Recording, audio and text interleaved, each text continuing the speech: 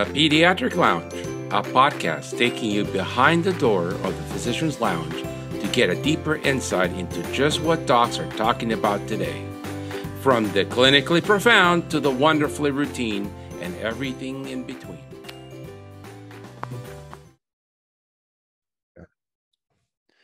Hello, George. It's Tuesday morning, and we got a great guest today. One of my really dear friends and another data nerd, Chip Hart.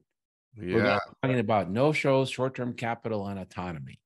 Yeah, today's going to be a great day. This is a follow-up with Chip, and Chip is always a great podcast when we hear his knowledge. Welcome, Chip. Yeah, no pressure. I'll do my best. How are you doing?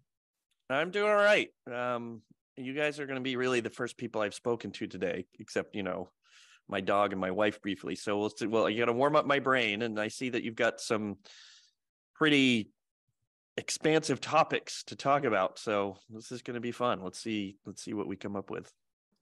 Well, I was fascinated, and we had this conversation. When did you write the blog on no-shows? I think it was maybe 18 months or 2 years ago. Well, it was pre-COVID, so you got to add like 2 or 3 years to everything. Okay. Yeah, but it wasn't long before COVID. I did that work that we did on no-shows. I ended up presenting at the what's it called? The Predictive Analytics World Conference in Las Vegas, of all places. They have a healthcare segment, most of which is dedicated to how to predict that your senior patients are going to come back into the hospital. I mean, seriously, that's like what everyone cares about is Medicare. And so when I gave a pediatric presentation, it was kind of exciting. And we'd engaged a company called Rexer Analytics out of Cambridge. They're great, awesome people, because we have, at PCC, we have millions and millions of appointments as part of our data set. And I was really interested in digging into some of the science and some of the behavioral patterns that exist in no-shows, because I hear a lot of myths. I hear a lot of storytelling. You know this. You practice. If I said, George Rogu, when do your patients no-show? And you'd be like, oh, Friday afternoons. Like they always bail. And I wondered if that were true, because if it's true, if you know that your patients no-show on Mondays and Fridays more often, or if they no-show more during the summertime or whatever, or the winter, everyone's pattern's different. If we knew those patterns existed, we could change our practice behavior. And what we found was that, for example, there is no difference between with no-show rates Monday through Friday. There's no difference. They don't no-show more or less on Mondays or Fridays. They don't show more or less with at different times of year. What they do. So I'm going to interrupt you because you said, please. You've said a couple of things that are very interesting from the data nerd perspective. One, what is predictive analytics? Is that like forecasting the weather? Well, yes, but really, predictive analytics is, you've heard these terms. It's AI, it's machine learning, and it's using data, past data, to predict the future. And it's used mostly, in my opinion, in the advertising and financial services arena. So when you get a credit score, or when you apply for a mortgage or a car loan, if you are walking by, if you get an ad served to you by Google, they're using all of this data to determine what ads to put in front of you, because they know that this ad is the most likely for you to click on at that moment. They know that you're the least likely to default on this loan, let's say. Pardon me. Sorry, you can cut that out. Anyway, thank you. In medicine, as you know, most of the analysis is rear view mirror stuff. Like what happened last week? What happened last month? How did we perform? What was our E&M curve? And it's very rare that we use medicine in pediatrics anyway. Like I've talked to you guys plenty about numbers and dashboards and stuff like that. And there isn't a lot of analysis in our business for us to say, we know what your revenue per visit has been the last 3 months. Let's predict what it will be. How about, and this was where my dream was headed, and COVID came up and other things happened. But I want to be able to predict, because I think we have enough data. I want to be able to look at a pediatric practice. Like I want to waltz into RBK Pediatrics and say, George, here's how much cash flow you can expect to get over the next 3 months, because these appointments are booked. This is what the sick demand looks like right now. This is what your collection rates look like. We should be able to predict that. And the starting point of that is predicting no-shows or predicting what your schedule is going to look like. You have no idea. You can't predict your revenue if you don't know how many patients are going to come in. Right. Of course, COVID blew that up. We'll see where it's going, but that's what predictive analytics means, using the data you have now to predict the future. And most of the time in medicine, we predict the past. We describe the past. You know, Chip, I have a question for you. You mentioned revenue per encounter. This is a question that I have with Herb. How do you calculate that? So there's no right way to do it. There's no accepted methodology. I can tell you what I do, because I work at PCC, and PCC's wired a certain way, and it's a way I think. And so all my benchmarks are sort of aligned in my head that way. It's not necessarily the best way or right way to do it. But there is no clear right way, or that's what we would do. So the easiest thing to do, and I suggest this method because it's generally the easiest thing to do. Okay. We add up all the revenue you received, including your value-based care revenue, including your performance revenue. You throw that all in one bucket. In there. Okay. You put all that in there because it's part of what you were paid, one way or the other. All right. And then you add up all the visits you had, all of them. And that's your denominator. What is the definition of visit? So if somebody comes in for a strep test, is a strep test a visit? We count that, yes. All right. Now, there are pros and cons to that.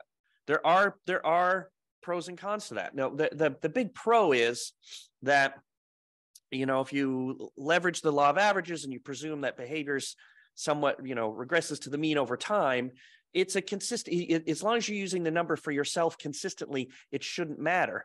However, one of the reasons why lumping all of that together is important, if you take a look at what happened during COVID, there was a massive increase in COVID test only and COVID shot only visits in practices, massive. And if you, in order to calculate that number for your practice, if you're only adding up E&M visits like SICs and wells and consults, the things that you label a visit, suddenly about 20% of your revenue and your schedule was being eaten up by this other thing, this little non-visit tumor, let's call it. And your revenue per visit could have looked good, but your revenue wasn't as high because you had to make room for all these extra visits. So I like, broadly speaking, to count every visit, including those strep tests and everything like that. And this is the kicker. The vaccines. For the cool kids, you actually break out your revenue per visit by visit type. So you really want to know, how much am I getting for well visits? How much am I getting for sick visits?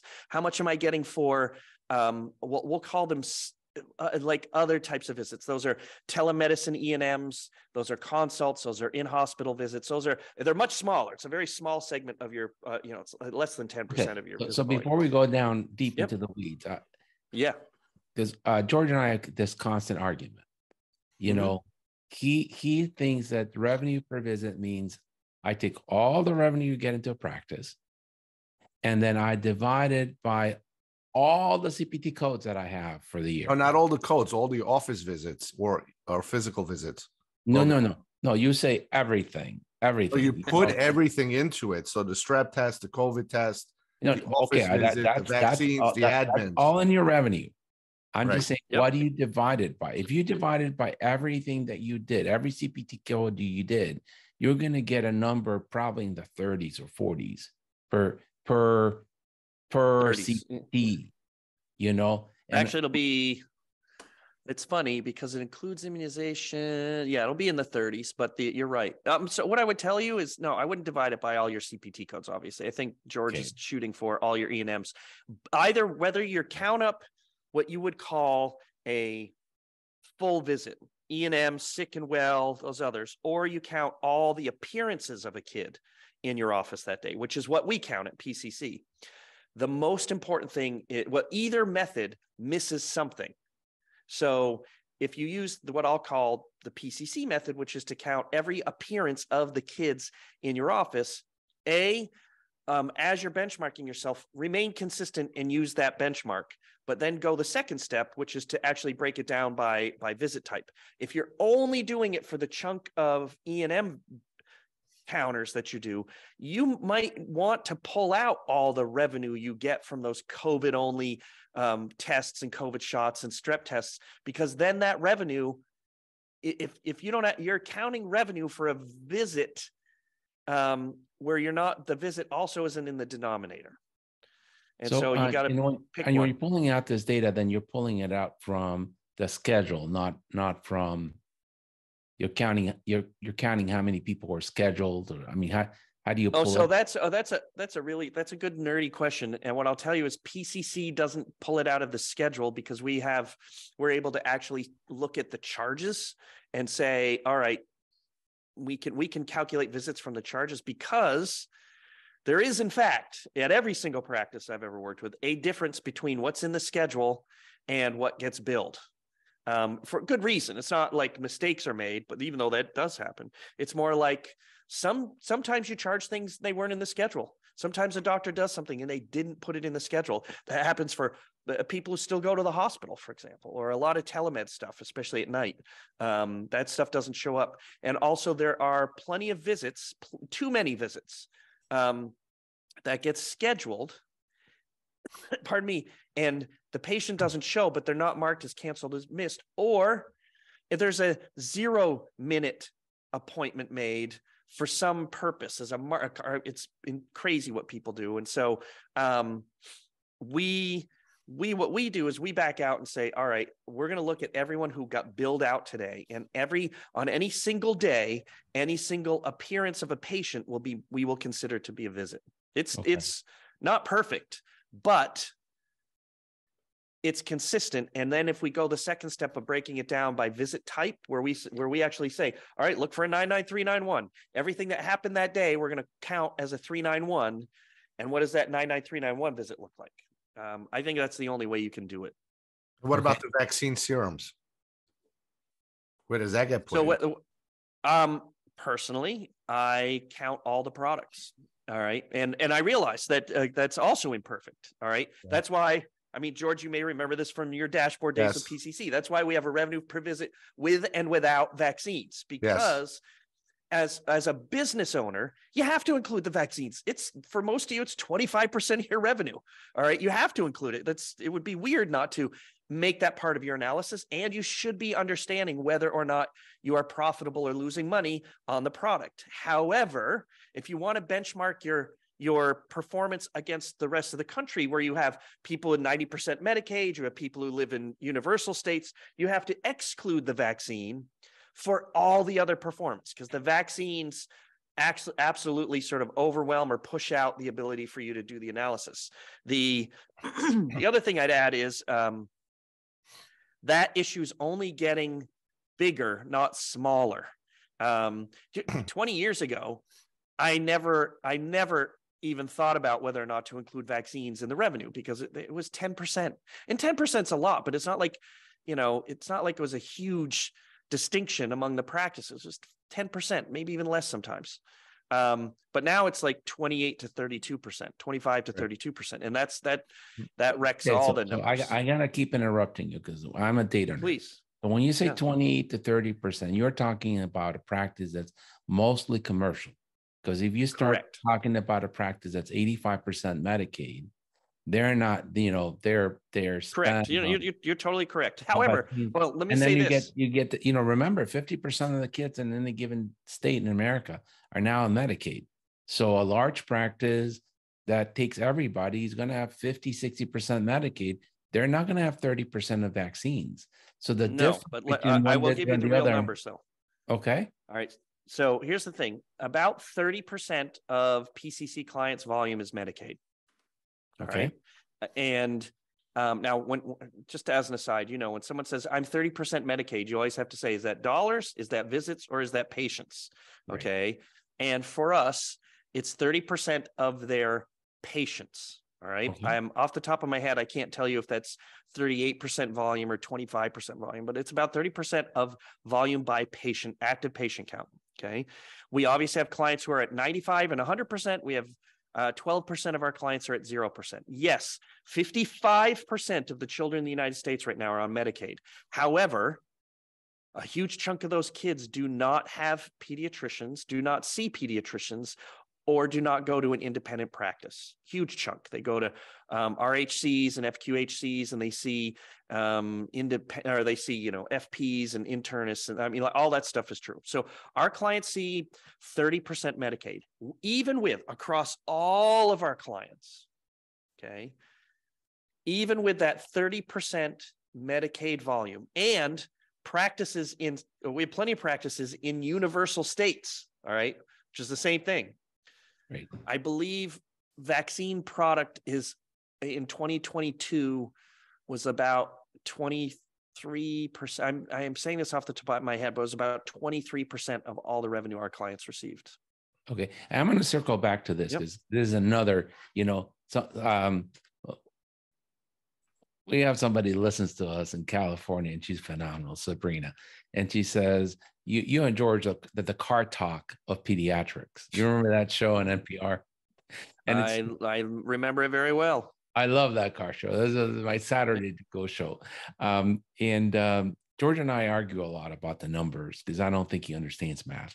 But nice guy. But he's willing to argue with you about it. But he's willing to argue with me. Okay. But what is the important in parsing all this out? Why? Why do we collect data? Why do we build dashboards? I mean, why? Because it entertains me? Because I like math better than dealing with people? Yeah. Well, there could be an element of that. All right. But it's to me, when I mean, you guys know, I give a big dashboard talk.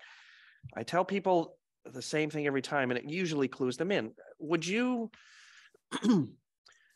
treat a sick kid without taking a temp and a pulse and a blood pressure and some labs? No, of course not. I mean, you can, and there are times when, most of the time you'd be rightish, but like, how are you, think of all the labs you do. Think of all the data you collect as a doctor, which is a form of a scientist. All right. The scientific method is arguably the single most important thing human beings have developed, in my opinion. And when you have a hypothesis, you can't prove it with your feelings. All right. And I am gainfully employed, and you guys are like, now in the business, you will be gainfully employed because too many doctors use their feelings about how their practice works instead of the facts. And the numbers are the fact. And you can tell me all day long that you have 100% vaccination rate in your practice and you never miss a kid. But until you show me the receipts, doesn't mean anything. I do well saying, let's look at the numbers. You are correct on that. 95% of the time. Herb is correct also with the dashboards, but in my experience with both of you guys, my feelings were pretty darn close to your numbers. But the numbers are more important. I agree with you. So you're supposed to use the numbers not as absolutes, as a warning, there's a problem. Warning and proof. See if your feelings are. So there's a point. So, okay, I have an even sillier explanation back to the car talk show. There's a reason why my cars, which are all Mercedes and they're all gasoline driven, have a gas tank gauge. It's because I don't want to run out of gas on the highway because there's no way of knowing how much gasoline is in my tank. So when that little yellow light turns on, it means I got to stop now and put gasoline in my car. If you're not going to use the data that Chip provides or that we provide or that whomever provides for you to make decisions and change your behavior, let's not waste time. You are correct. So that's Keep doing what you're doing, and let's not waste time. Data Even that discussion we had with that student. Yes. It says a dashboard is there for you to analyze, to figure out stuff, and then you have to act on it. If you're not take action when your gas gauge says it's in yellow, well, then just yank that thing out and drive until you get run out of gas. And then all right, I'll say two things. I'll say two things about this. Number one, George, you're right. I mean, the overwhelming majority of independent practices survive because I'm making payroll. I feel like I'm making okay money. I know I can make a little bit more, but so it's not like most of the time the pediatricians are really far off. But I guarantee every practice I've ever worked with, including yours, you have your finger on a couple things, but there's always something you're not feeling and you're not seeing. And that's why I like sort of, it's like getting a panel. Okay. You like ding, ding, ding, ding, ding. Oh, the PSA is too high. I had no idea. Like you wouldn't know unless you did it. But here's the other thing. So, but speaking of the PSA being high doesn't mean you have cancer. It means take a look, analyze, figure out what the problem is. Totally true. Right. All right. Number two, though, even lowly pediatrics, and I'm like lowly pediatrics, that we all work in the specialty that gets the least amount of money. I think it was Bloomberg just released their latest numbers, or whomever it was, just released their latest numbers. Even pediatrics has so much cash flow that your margin of error as a business owner is so big that you can make mistakes the whole way through. The number of, literally $1 million mistakes that I have unearthed at pediatric practices, individual pediatric practices, and they just cruise along. It just means they didn't, over a course of 10 years, this poor doctor made, 1.5 million instead of 2 or 3 million like they deserved. Well, over 10 years back in the 2000s, 1.5 million, you're still in the 1%. You're still sending your kids to college. You still have a mortgage. There's so much cash that flows through that even the people whose feelings aren't good or aren't accurate still survive. I think if you lived in if you had a lower cash flow business, you would be more attuned to your numbers. That's my experience. And to me, it's just, and I think you have a lot more experience than I do.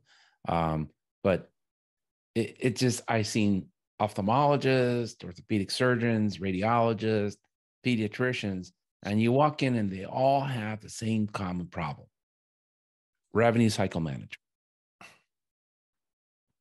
They don't know how to do that. And it's exactly what you said. You look in there, depending on the size of the practice, there's millions of dollars lost. They're just sitting there. Nobody ever worked elections. Nobody ever appealed it. Nobody had a flag to raise so that the managing partner could know there's a problem. But they're making plenty of money. So they're like, okay, well, my life is good. Why should I have another headache? And the insurance company love it.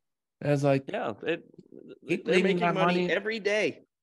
Keep leaving that money in my pocket. I don't care. Yeah. It's organized crime, or it's like organized crime. Like organized crime. Yes. Like organized crime. It's the only business where you make more money if you're bad at your job. Oh, we forgot to pay you. Last time I said that, you yelled at me. Yeah. Or no, it's like the insurance companies. Oh, we made a mistake and we shouldn't have denied those claims, or we should have paid you. Oh, our bad. There's no actual repercussion for them doing their job poorly, except for they make more money on the float. Okay, so here's another click and clack argument. We ran some numbers with our coaching group, right? And the difference right now, there's a lot of confounding factors, but they're super performers. So they're getting on the average about $150 per revenue per encounter. Per visit. And if you add the vaccines, they're getting 153. That's a little bit more than what you say your you're saying it's a 4.5% difference. So you must have practices with a lot of Medicaid and or are in universal. No, they have anywhere between 40 to 60% Medicaid. So their vaccine revenue is only 10% of what they collect. So it's, they're different practices, but the differential there is not a lot. But they're doing great. I mean, your KPIs of 140 for the average practice per visit. So it's they're above the national average. Now that's all funny business too, right? Because we've been testing for a lot of COVID that gets reimbursed very well. And that's going to go away. So that are you counting every visit to the practice, or are you counting just the E&Ms? They're not on PCC, Chip. So I have to do what I can do. So I count all the E&Ms which is fine. No, that's a perfectly reasonable way to do it. The denominator. But I would not then compare them to us, because right now the non-E&M visits are in some cases 25% of the volume of a practice. So comparing, are there still people that go just for COVID test? Oh yeah. We don't do that. Yeah. Yeah, we don't have many people doing that. We don't have that anymore. Everybody's in for a visit, and in that visit you do a test. The way it's supposed to be medically. You actually know that, you probably remember the way your reports used to work in PCC. So we would group them by default. All right. It was like well visits, sick visits, consults, hospitals. We actually had to break out during COVID because this tidal wave of visits came in that needed recategorization. We had to break out telemedicine visits, because before COVID, they were 0.3% and they got as high as 20%. And then we had to break out COVID, what we call COVID visits. We still get a fair amount of those. Of course, we have clients who never did anything. We have a ton of clients who never gave COVID vaccine. And then we have clients who gave out 6 figures worth of COVID vaccines, units, not dollars. And so the variance is significant, but the most important thing, this, when you're doing benchmarks, is to continue to measure against yourself and people who are measured the same way. That's the important thing. Okay. And now I bring this up because I'm going to get back on topic. We figured that a well-run practice is about 5% no-shows in any given day. Mm-hmm. And that has an impact on your revenue. If you can make sure that 5% showed up, you'd be better off. Well, I think it's generally true that if you actually know who's going to come in, your life is a little bit easier. 5%, 1 kid a day. Some practices, believe it or not, I've even been told this straight up. Some practices actually like having a certain no-show volume because it gives them flexibility within their schedule. I think that's a little crazy, but I have heard that. But 5% or less to me isn't a problem. When the problem becomes when you approach, 10% or higher, and when you correct for the primary variables that affect your no-show rate, if your no-show rate approaches a certain percentage, I don't know what that magic number is, your practice becomes too chaotic, and it leads to actually most people think right away, oh, if my no-show rate's 20%, that means I have a lot of gaps in my schedule. And in fact, the opposite is often true. If someone has a no-show rate of 20%, what they often have is too many people crammed into it as a result. They know the no-show rate is 20%, so they overbook by 30%. And when it just so happens that 8 people actually show up at 11 o'clock, you're working through lunch. And it's bad for them and it's bad for you. That's the real problem with no-shows, is not that you are seeing fewer patients.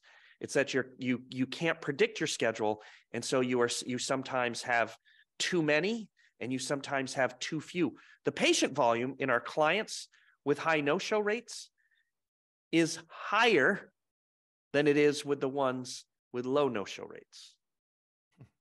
But I think that I think that model where everybody's booked at 1 o'clock and everybody shows up and then they'll see them for the rest of their day. That's a model of like back in the day, Herb, remember the clinics? Yes. Hospital clinics. Everybody gets booked at 1 o'clock.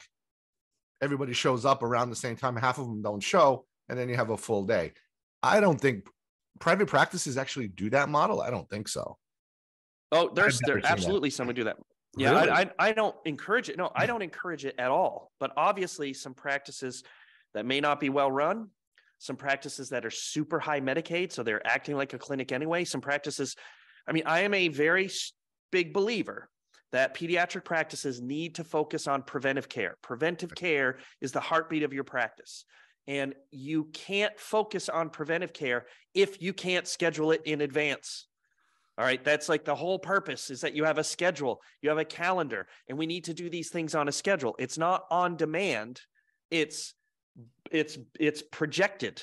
And so those practices who have, there's one big exception. I want to talk about an exception in a second, but those practices who have a lot of scheduling chaos don't generally have great well visit coverage rates. They don't.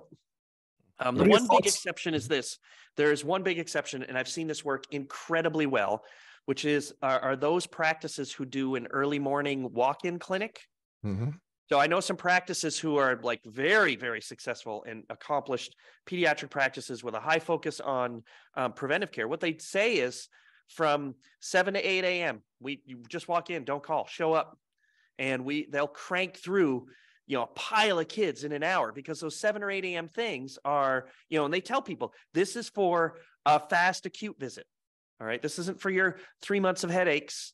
This isn't for your eating disorder. This isn't for a well visit. But if you are sick, show up. If it's an ear thing, a throat thing, a rash, whatever, show up. And they bang, bang, bang. And you pull all of those 5-10 minute visits out of the schedule early in the morning, keeping people happy. That gives you time to spread out a little bit in the later day. I have seen that done very successfully. Did you ever hear of any practice that did same day well visits? What are your thoughts? Well, I mean, you all do to some extent, right? Yeah. Like there's that mom who calls and says, "Oh my God." I am sure that we have practices who have experimented with all on-demand scheduling. And obviously, practices who are in growth mode do that.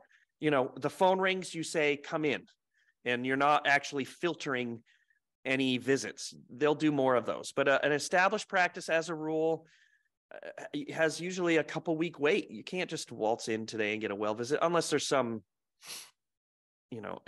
extraneous circumstance that's so from a money perspective, if you lose 10% of your visits, in, say, I know it's a little less than that, but an average pediatrician makes 5,000 visits a year, right? That's what they see. 4,000. Fewer than that. It's actually fewer than that. But what do you think? Use 5,000. It's easy to multiply. And these days, 3,500. Just so you know, 3,500 is the cutoff. All right. But if you do that, 5,000 times 10%, that's times $155. That's $77,000 per doctor that you have that went out. So, and it's going to vary on your payer mix and how many patients this doc sees versus that other doctor. But it's not $50. 77,000 is almost half of what the average pediatrician makes in America, 180,000. So, it's a significant amount of revenue loss. So what did you find out when you dug deep into this? All right. Who is likely not to show up? So a couple things. First of all, there are a bunch of vendors out in the market who sell no-show solutions. All right. I've tried working with a couple. I've yet to find anyone who really certainly can manage it in peds. And one of the first premise you have to address is that a 10% no-show rate means, in fact, you can increase your patient volume by 10%, that you've actually lost 10% of your visits. Because in reality, you haven't.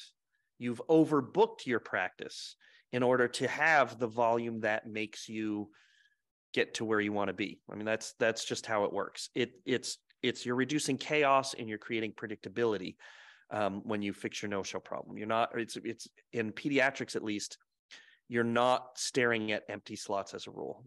What we discovered, though, we discovered a couple things. We did discover, in fact, that obviously, this was no surprise, people without insurance and people with Medicaid have a much higher no-show rate. That's a fact. We can attribute that to all kinds of things, not the least of which is challenges that population have with work, and transportation. But if we isolate for Medicaid and lack of insurance, and by the way, we did all of this before COVID, and as a result of the COVID emergency measures and so forth, the Medicaid population has changed quite a bit. It'd be really interesting to review that data post-COVID to see what the implication is. But what we then looked at was, all right, if we isolate lack of insurance, if we isolate for Medicaid, what other markers are there? And the single biggest marker, this is going to sound really stupid, all right, like obvious, but to me it was a revelation, because this should change the way that everyone schedules. The single biggest predictor of somebody no-showing is whether they no-showed last time. And so it's like massively so. I mean, this was years ago, but I actually, George, I think you even responded to my blog post at the time. It was like, it's like the 80-20 rule, but it's really like 90-10. It's about 10% of your patients make up like 60 or 70% of your no-shows. It's a very small part of your population. It's a very small part of your Medicaid population who does this. And so the over-under was that as soon as a family is no-shows more than 10% of the time, which you're like, what does that even mean? It means if you have a family who is not no-showed with 3 kids, and by the way, it's based on the family, not just the one kid. You have to look at all the kids on that family.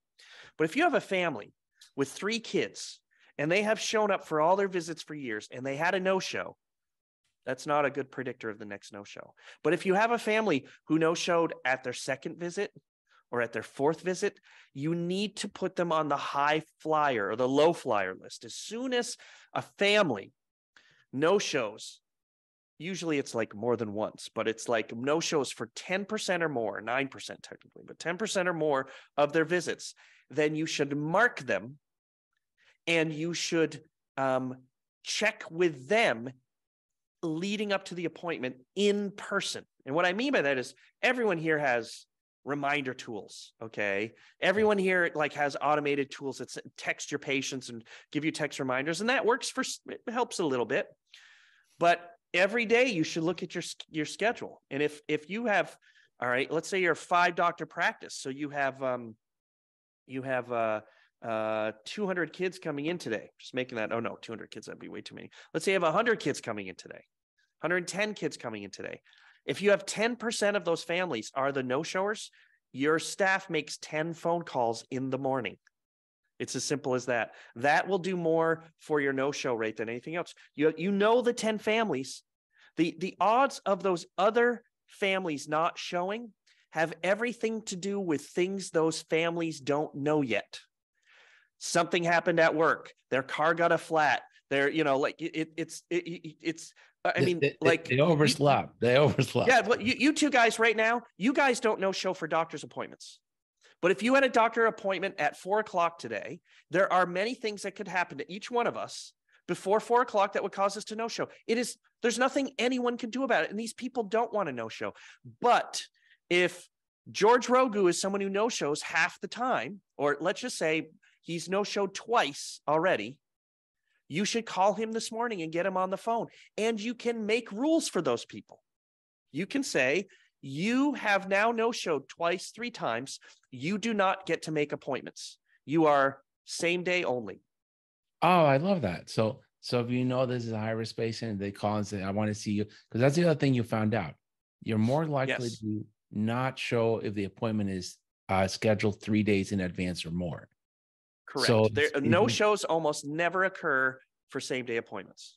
So if this is a patient that chronically no shows and they want an appointment for 3 days, you go, we'll call you, whatever. Today's Tuesday. We'll call you on Friday morning, tell you what appointment's available.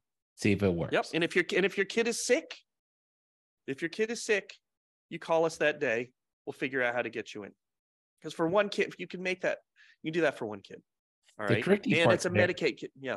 The tricky part there is, and we had this conversation before, what do you do with these families to get the well child exam done? That is, you're absolutely right. That's super tricky. And that's where I have a couple suggestions One of them is, all right, if you have a 10% no-show rate, which is where you're really starting to struggle with managing your no-shows, all right? Rather than overbook all of your families indiscriminately. So like, all right, so if you have 10% no-show and you want to see 20 kids in a day, what a lot of people do is they book 25 kids, knowing they will overbook 5 of those slots, knowing that somewhere between 0 and 5 people will no-show today. All right, on average. And so what that means, every now and then they see 20, every now and then they see 25, but most of the time they see 22 and a half, and it kind of works out. However, when you overbook those 5 slots, you're doing it like at 9 and 10:30 and 12 or whatever. Well, what happens if the overbooked slot you get, everyone shows up? Why not overbook only with the people who no-show the most? Why not put all of your high no-show people at the least desirable time of day? Give your people who want that early appointment or whatever the case may be. I don't know what the demand is in your office. Why not give the people who show up, you give them the best times, and then you overbook your no-showers for the same slot, because then it's most likely not to crash your system. Right. How about putting them on a wait list and, for the well child? Like, I know. Well, absolutely. That is absolutely. I don't know when your birthday perfectly is. Reasonable thing to do. Yep. In May, I'll put you on a wait list for May for your, for your physical. And then I'll call you every week and say, hey, Chip, we got physicals tomorrow. We want to come in, or how about if you come in on Thursday? And I keep calling you all month long. Yep. That is the kind of planning that a pediatric practice has to do in order to generate revenue while making their community healthier. That is the hustle. That's your hustle. You just described it. What you just described is what every practice should be doing, in my opinion. Okay. All right. Because I've seen it both ways. I help a clinic out that is 85% Medicaid near Quantico Marine Base, right? And they overbook. They don't count for no-shows. They just delete them from the schedule. But everybody that you see, I wouldn't do that, but I understand. But everybody that you see, when you look in EC worthless, I can say that because I'm a pediatrician. They have their next well child appointment already scheduled. It gets done. They come in for a sore throat. Gets done in the front desk. They come in for a sprained ankle, it gets done in the front desk. They come in for their 2-year-old well child exam, they've already scheduled them for 365 days from today, and they have all the reminders and they have no shows, but she's tremendously busy, I advocate. Count them. I count them. Yep. See how you can do that. Maybe you could get another doctor. You could get 2 days off, instead of having to work 5 days a week, whatever. Yep. But that system does work even in a high Medicaid population. Yep. And that's what I will tell you, we have practices. We've had many practices over the years with very high 60, 70, 80% Medicaid populations who do extremely well with well visit coverage, HPV vaccination, all the markers, all the things that some doctors tell me, well, you can't get the Medicaid kids in. You can if you build your practice around it. You can if you build expectations. Are you going to bat 1,000? Of course you won't. But just like we know that the level of HPV vaccination in a practice is wholly dependent on the physician attitude, not the population. I mean, like, I've had too many people tell me, oh, you don't understand my patients. And I'm like, I got someone on the other side of town who has the same patient base as you do, who does twice as many HPV shots. And that's because they care about it, because they believe in it, and because they actually promote it. You just haven't fought about it. And the same thing is true of getting your Medicaid kids in. So Herb, I agree wholly. You should treat your Medicaid families like the adults they are and get their well visits booked, and you do your hustle to get them in. Everyone's a little bit different. There's a balance, but yes. I am also a fan of what you described. So, to succeed, you need to have good tech, because, you need to be able to figure out what you're scheduling. You need to have good people, and you need to have a process in place. That process may vary depending on, how you want to skin the cat. Yep. But just skin the cat. Don't give up. Right. Don't tell me you can't do anything about it. Have a process and check on the process. Because if you don't check on the process, then, if you just tell the staff, schedule everybody for the well, and you never look if they're doing it, they'll forget. Right. And you never look at what your coverage rates are. You never look at what your no-show rates are for those visits. You never look at whether how many times you've called them and whether you made contact. The big lesson is, no matter what I say right now or whatever you two guys say, doesn't matter as much as the fact that you're actually working on doing something to improve your no-show rates in your practice. Everyone's different. And someone listening might have a cool idea that we haven't tried or we haven't mentioned. Nothing wrong with that. Awesome. Just do something. Don't tell me it can't be done, because it's done all the time. All right. And then this wasn't on the topic, but vaccines are important to some practices, greater to some practices than other practices, depending on the state you are. So when we're just talking about vaccine serum, overall, what is it? What is a good margin?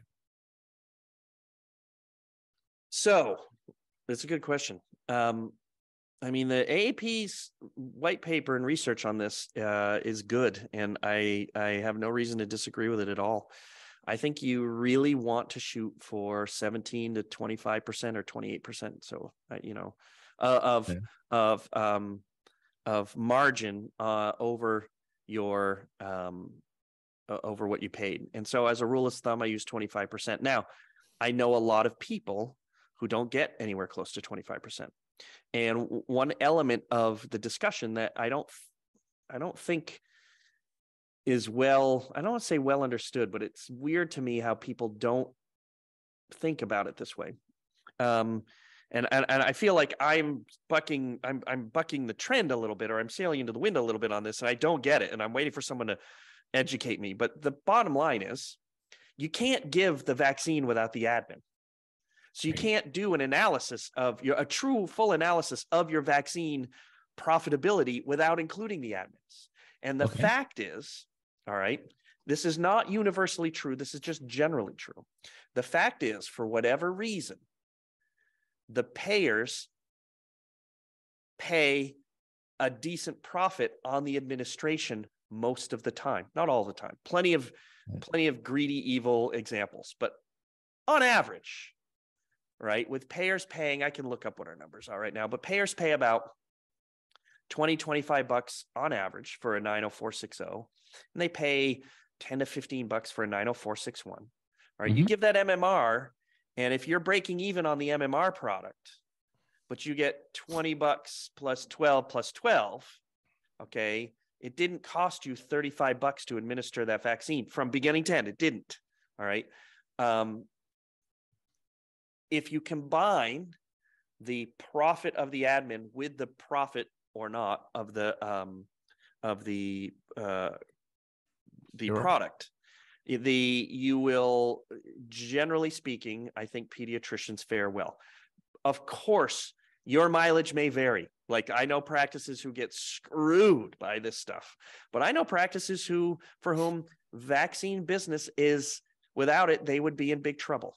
I don't like to really dwell on, frankly, I don't like to dwell on vaccine profitability too much, because I think it plays into the hands of the people who are anti-vaccine. They believe that pediatricians give vaccines because they make money on them. We know that they give vaccines regardless of what they're being paid. I mean, like, it's that no pediatrician I know has a kid in front of them and says, "No, I'm not vaccinating you." Like, I've never seen that once in my whole career. They vaccinate like they breathe because you all believe in it. And that's the way it should be. However, for us as a society to depend on you to eat the costs of vaccination, that can't be done. I'm not having that. So, no. But to your point, so I break it down by different I call them revenue centers. So there's a revenue center that's your Yep. lab. There's a revenue center that's your vaccine serum. There's a revenue center that is your vaccine administration. There's a revenue center that's your sick visits. And there's a revenue center that's your well visits. And then there's a no revenue center, which is all the screening that we do that barely gets paid for. And if you're just looking at the vaccine serum, the true number on margins is somewhere between 6 to 12%. I don't care who you tell me you're buying the vaccine product from. You know, people tell me, oh, I have this great collaborative, or I got this great group purchasing agreement. No, all the GPOs are very close to each other. And when I look at the data and I look from one practice to another practice, I can't do this on screen, but you know what I want to do with my middle finger. Yep. Okay. Yes. The problem here, which is a tricky part when we're working with one of Georgia's medical students doing data analytics, is that people think that if they just take, you know, we all know what you have to pay for a varicella vaccine, $250. That's the CD says that's what the commercial value of it is. And you say, well, you know, it's costing me $250 and I'm getting paid $275, so the margin's $25. Wait, let me tell you something. On a $250 or $300 vaccine, if you miss 10 that weren't reimbursed, you're losing money. You cannot just say, oh, I this cost me this and this insurance pays me that. My margin's $25. You don't know that's your margin until you got that money back in your pocket. So you really have to dig deep to get into whether you're losing money. And a lot of times you're losing money simply because their revenue cycle management sucks.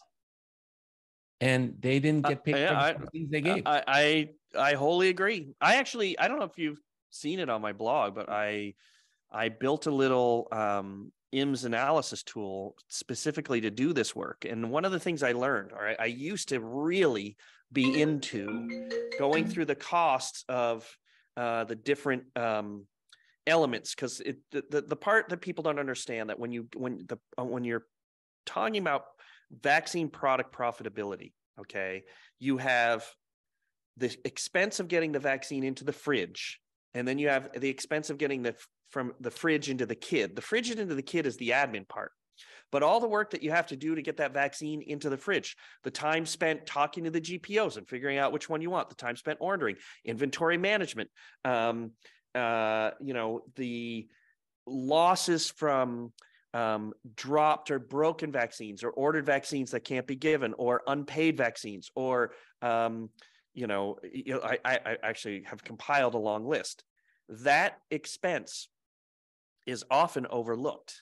I'm surprised actually that you're seeing numbers between 6 and 12%, because I think I have plenty of clients for whom that number is closer to zero or even negative because of the expenses that are related.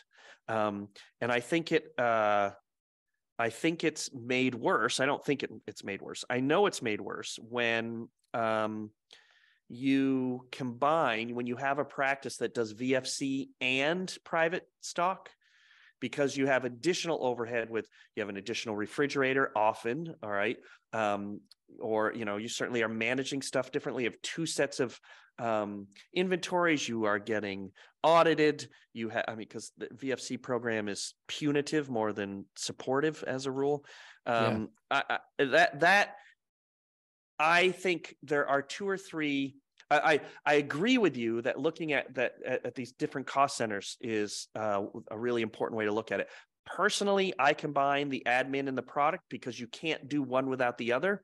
It's not possible, so I combine them. However, the broad cost center of vaccines in pediatrics is still not really fundamentally understood in our business.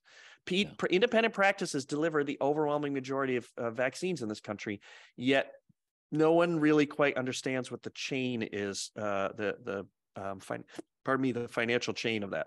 It's not. You would think after the COVID thing, we should know how the financial chain goes. When it comes to like negotiating a contract, every company uses a different formula to determine the value of the vaccine serum. What do you think is the best one? I think the only one that matters is the CDC public sector price, because it's the closest to what you pay. That's the one that they don't use. Yeah, do you think that's coincidence? Of course you don't. I mean, you know it's BS. All right, like that's exactly what's going. They use the AWP and the Red Book and all this stuff that's hard to find. That is just conscious obfuscation. I mean, you know, the people over on the insurance side are not idiots. And it's all a slow down and let's make this a little bit hard. It doesn't, you know, and that's where, I mean, you know this, you look at what they are offering for payments on the vaccine, even if they're using some weird AWP thing, you say, but still give me your number. You look at their present numbers, you look at what you get paid for the admins, and you calculate that way. And more broadly, you back up and say, what is my average revenue going to be for this payer? Because, you know, they play a shell game. They move some money from here to here. Okay, in a way, I don't care if they don't want to pay me for an MMR at all. If they want to pay me $0 for an MMR, I'll accept that. If they're paying me $210 for that well visit code, right. Like it all, right. You really have to look at the big payment picture. As you know, people want to zoom in. I'm getting screwed by Blue Cross because they don't pay me for X. You probably are, but maybe they're doing well on the other side. And it's really another payer who's just generally lower on everything. Oh yeah. I mean, because I remember this, George, you and I have actually had this talk way in the good old days. Well, when the payers would come along and say, I'll pay you for that 99051. You know, I'll pay you $10 for that after hours code. And people get excited and they chase it and sign that contract. And I'd be like, you know, all they had to do is take $1 off of every one of those E&Ms and you just lost money. And right. So you really got to you really have to do all the math all the time.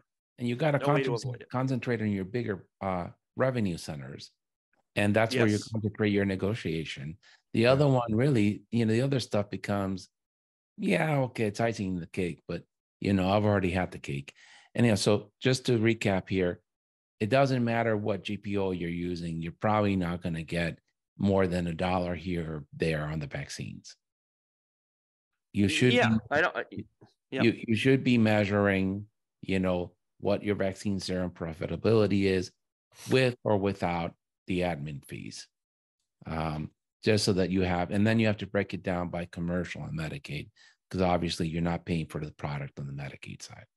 Correct. And generally speaking, you are, I mean, Suzanne Madden did some really deep research on this. And 10 years ago, it cost, she could tell you what she came up with, but the Arizona chapter came up with a number. It was like $11 per administration. That's what it cost in an analysis that they did. And I'm going to guess right now with wages where they are and the additional overhead of giving vaccines than even 10 years ago. I think it's between $15 and $20 to give an administration. That's what you're paying staff largely. Of course, that varies massively with how you delegate your vaccine work. But let's say it's $15. Let's say it's $18 per vaccine. Well, there are some times you give a flu shot, you'll be lucky to get $18 for your admin. You give a Pentacell, you're going to get quite a bit more than that. All right. And so you have to look at what your broad, across the board, average your stuff, because it's not like as pediatricians, you're going to be in the business of giving profitable vaccine lines. Oh, I only give the Pentacell and the Tdap. I'm making it up. I don't give MMR. I don't, because I lose money on it. No one does that. It's a bizarre business concept. Well, no, it's not really. Vaccines for a pediatric office are loss leaders. We do it because it's the right thing to do. We just hope not to lose 50 or 100 grand a year vaccinating kids. That's really the bottom line. It's just about minimizing the loss. We make more money from the sick visits, as a profit center because there are more of them and they're quicker. But we do the vaccines because it's the right thing to do. We just have to make sure that we are not losing 50, 100 grand, per provider vaccinating, because that's not sustainable. And that's why. No, it's not. That's why I said the number to look at. I don't clearly during COVID. All right, COVID was a cash grab for pharma and for the insurance companies. All right, the COVID vaccine comes out, and you didn't have to pay for the product, but you would get $35 to give it. All right. 40. Now the implication is, oh, well, that's $35 profit every time I give it. No. Because trying to figure out how you were even going to get paid. All right. Figuring out how to store it, having to deal, as some of our clients did, how to deal with protesters out in front of your office, how to deal with families who left your practice because you're giving the vaccine, how to answer hours, not just hours, weeks of questions for all your families. There wasn't enough money to do that. Like, that's not enough. So on one hand, in some of my clients' bank accounts, there's decent amount of money for giving those COVID vaccines, but no one did it for the money. No one did it for the money. You would never have done it for the money. It's not worth it for the money. That we didn't really know the answers. Right. Talk about scientific method. We were just flying by the seat of our pants. Like, should I vaccinate my kid? I don't know. I think you should, but I don't know. I mean, I don't. Vaccines take 20 years to develop. This was developed in 9 months. There's tons of studies on safety and what happens to your immunity 5 years, 10 years after you got the vaccine. We have 9 months and little tiny studies. And I'm supposed to extrapolate what's going to happen to your 1-year-old once I give the vaccine when he's 25. I don't know. No one really knows. We're guessing it's going to be great, and it will be great. It's a safe vaccine. But, it was a very stressful for parents and pediatricians who were actually trying to make the best choice for their kid to keep them safe and not do harm. It wasn't an easy shot. Not like HPV. I can tell you, I tell people, you're a fool if you don't take the HPV. It's a miracle. There's been 2 miracles: hepatitis B, HPV, 2 cancer preventing vaccines. They're working on the 3rd one in Boston for preventing breast cancer. And you're going to walk away from that miracle? You're dumb. I read a piece in Scientific American, I can't remember, where there are 3 or 4 dozen mRNA cancer vaccines in trial right now. Yeah. All right. And that is going to be a game changer. For breast game cancer. changers. Imagine that day where I can vaccinate a little girl and say, you ain't going to have chemotherapy ever in your darn life. Pediatricians are the only specialty that actually fight cancer. Everyone else depends on it to stay in business. That's right. Period. All right. If pediatricians, if our side of this fence starts giving vaccines that eliminate cancer, the hospitals are going to freak out. They're already freaking out. All right. It means, all right, imagine you're the bean counter up at the hospital. All right. Doesn't matter if you're for profit or not, because that for profit, non-profit designation is all BS as well. Yeah. You're at the bean counter up at the hospital, and all of a sudden you realize these pediatricians are giving vaccines that are going to eliminate breast cancer. Right now you have a ticking time bomb 20 years from now. Yeah. All right. And if some of these vaccines come out and can be given to adults, all right, about that, this is going to prevent carcinoma. This is going to prevent, there's a zillion cancers under the sun. Every one of them that we can prevent at any point is going to subtract billions of dollars from the healthcare industry. Yes. And pediatricians are the only ones who are like, I'm giving the shot because it's the right thing to do. Everyone else depends on that revenue. And that's right. It pits you against some everyone else. So groups. Yeah. And by the way, that was my segue, Herb, into your other topics. All right. I think you can build a bridge to the other topic. Right. So we're going to get really, really political because I like fighting with boy. you. We have to disagree because, we're building an echo chamber. We always talk about we end up agreeing. So The reason I agree to be on this show, yes, all right, is because I'm agreeing with you on that. If I sit and listen to the same people all the time, I don't get any smarter. I don't see any light. I don't come up with any new solutions. I'm just stoking my own biases. And you guys need someone like me on the show to keep you from doing the same thing. So there you go. That's why I agreed to be here. We love you, Chip. You know that. We do love him, but all right. But we gotta get a little. All right, hit me with your best shot. All right, with your best shot. I'm a true believer in free markets. I don't have I don't have any shame for people making a profit legally for a job well done. And the better the job I do, the more profit I should make. And I make no apologies. And I told my staff every day, if you don't bring patients into my urgent care, you're out of a job, because I'm not independently wealthy. And without the revenue from the patients, I can't pay rent and the landlord will boot me out.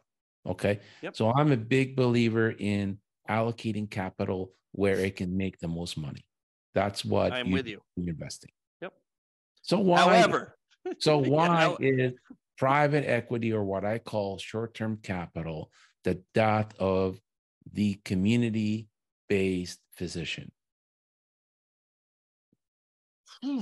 We need an hour and a half, but I thought ahead on this. I'm going to be a little bit succinct. First of all, I don't think it's going to be the death of the community physician. I think it's just going to be another thing you have to fight and deal with. But in the end, most of this will go away. At the end of the day, especially for pediatricians, you have knowledge that every parent needs, and the amount of money they need to pay you to make you successful and to help them is so small in the context of broader healthcare.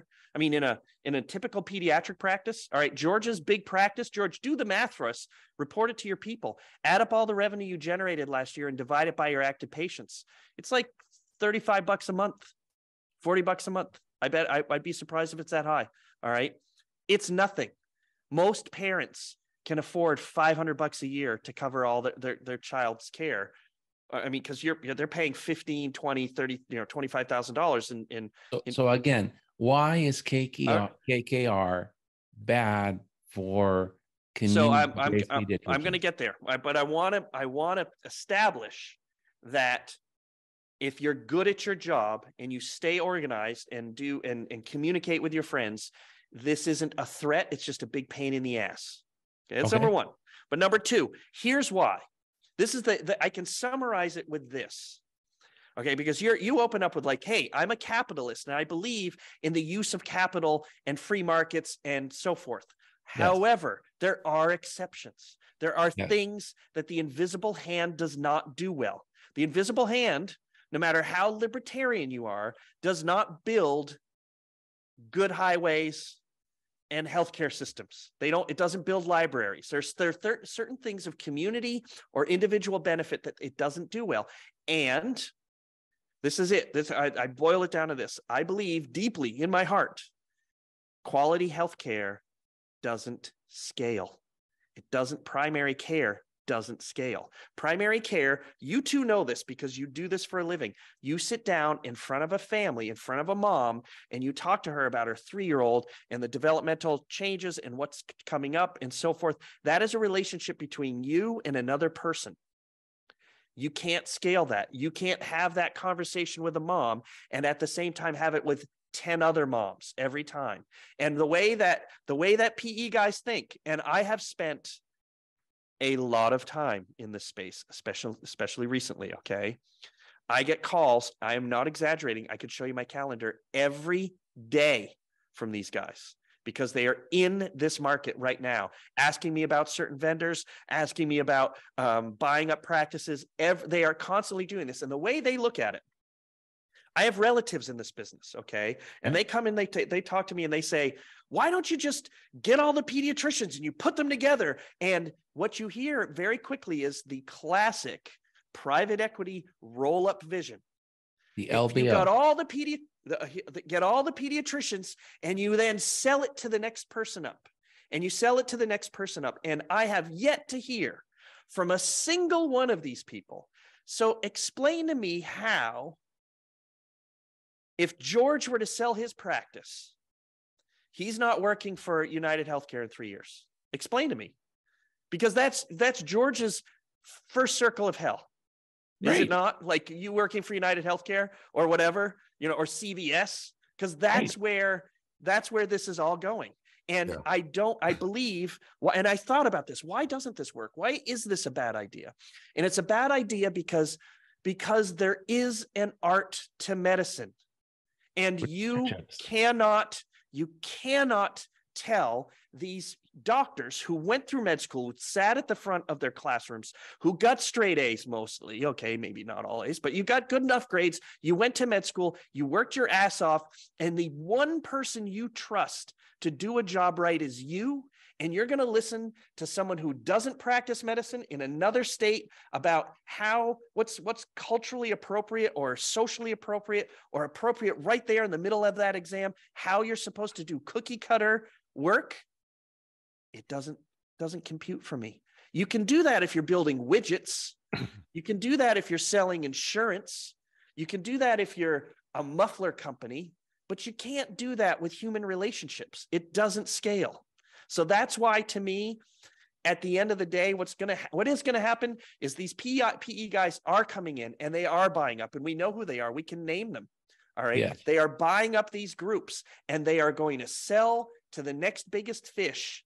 And a little company like PCC, after loading it up with debt, they're going to load it up with debt to get their special dividends out, and then they're going to dump it on the next fool who's going to not be able to make money at it. Who's going to dump it on the next fool, and then they're going to the feds are going to bail them out because they're too big to fail. So when you come and you talk about welfare. Throw their hands up, and they're going to go, and let's go back to the way it was, like we did with the HMOs in 1990. You go on your own because we can't manage this beast. But my problem with it is that, and we'll get this in the next question, but community pediatrics, my job is to keep kids healthy and out of the hospital. When a kid ends in the hospital, it's a failure of my care. Okay, that's how I feel. I understand. Now we're at the age of 30 or 50, depending on what the condition is. Right? And I understand there are going to be the kids that develop, chronic kidney failure for no fault of my own. The parents, there's kids that get cancer. They're going to need hospital care. I can't prevent that. I wish I could, but I can't. But it is a long-term game, like community banking. You're in the community year after year for decades, for 3 decades, and you just stay there. You're part of the community, give jobs to the community. You have a relationship. You have a relationship with people. It's like community banking. And the moment that these people with huge amounts of dollars get involved, like it happened in Silicon Valley Bank, at the whim of one day, they will withdraw all the cash and leave the community without these community doctors. And they could care less. They just move their money. And if their money's not there, the big government bails them out and they go on their merry way, and everybody is left out cold. And that's my biggest beef with private equity in healthcare. They are good for radiologists, anesthesiologists, ER medicine. These are not relationships. I would argue that they're not even good for those guys long term. But these are not relationships. You're right. They're not part of the community. They're hired guns. They're transactional, right? They come in, they do their job, and they're gone. But what is the job that they come in to do, other than give money? No. I mean, the ER doctor. The ER doctor does a great job. I mean, I was one. But you're there. If today they tell me I have to work at Prince William Hospital, and tomorrow I have to work at Ruston Hospital, it's no different to me. I'm just there to take care of emergencies. Wherever I'm doing for transactional stuff where you're not building relationships. All right, where you are, if you're a radiologist and you have to read a certain number of films every day and have a certain amount of accuracy, then maybe you can roll that stuff up, but it doesn't work on the relationship side. No. No. When a private equity company comes in and gives a practice money, I mean, what is it that they bring other than money? Well, they will tell you, and it's from my experience so far, pure BS. They know how to run your practice better because they have pediatric experts, and I am not aware of, and I'm, who knows? These guys might see the show, and I would love to be challenged on this. I am not aware of a PE-backed venture, including ones that used to happen back in the 90s, okay, in the early 2000s, of a PE or VC-backed venture where the practice was actually run better. I don't know if what I hear directly from the people in these circumstances, the billing is worse, the overhead is worse, the control over the care is worse. They still, I mean, what's happened is these doctors have been given a check that's so large that they still are like, oh, but this is going to work out. This is going to be better. I've had some people tell me, oh, it's so much better. And the only thing that's better that I can see is, imagine you are, George, imagine you're the sole owner, or you're one of two owners of a 15 or 20 doctor practice, not far at all from where you are right now, right? Like you can envision this nicely. You've been running this practice and no one wants to take over for you. And it's a huge drag, and you're spending all your time doing HR baloney. And someone comes along and says, I'd like to give you $2 million. And you can still keep practicing and you'll still make the money you would have as the clinician. I'm just going to give you $2 million. And you don't have to do the HR stuff anymore. And that is appeal. There's appeal to that. But do they do the HR as well? Probably not. Do they maintain that community feeling? And they tell you, oh, they will. You can keep doing things the way you want to do it. Oh, by the way, we're going to make you join this other EHR that really isn't pediatric, and it's centralized, and now you have to bill this way. I will tell you this. Oh, go ahead first. Go ahead. The pox is on us there, Chip, because a lot of practices, male and female owned, do not want to share and do not want to mentor and do not want to teach. And so what I'm seeing a lot is doctors my age, above 50, getting to the point of saying, okay, I'm tired of this game. Who could take over in my practice and run the practice so I can just be a doctor? Because I still enjoy seeing kids 2 or 3 days a week. I just don't want 24/7 and all that responsibility. Right. And I don't want to sell out to the hospital who's been a bastard to me for 20 years. So I'm going to take it. But I don't want to roll up the practice because I had 10 pediatricians working with me.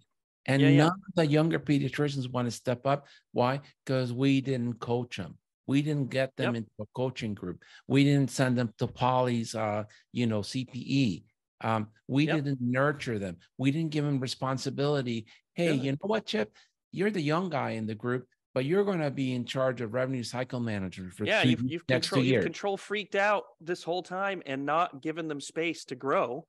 Right. I will say two things about this particular topic. Number one, the best person I've seen speak about this was Dr. Susan Sirota, whom you know well, who gave a talk at PMI about succession planning, I believe. If you can track down her presentation and her comments, they are fantastic and outstanding, and provide a little bit of a roadmap to how to get there. And one of the sentence from her that hit me like a bolt of lightning in the middle of the class, she said, leadership training is succession planning.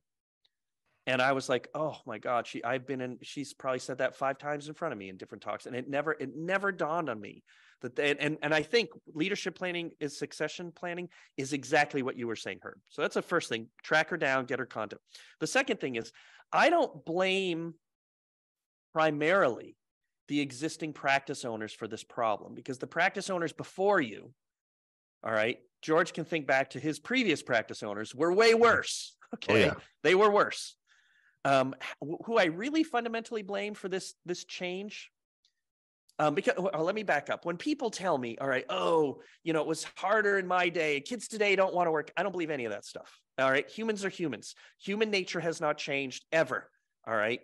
And I think people are different. I think generations are different, but I don't think the overall contribution is, there's a difference. What I do think is different is this.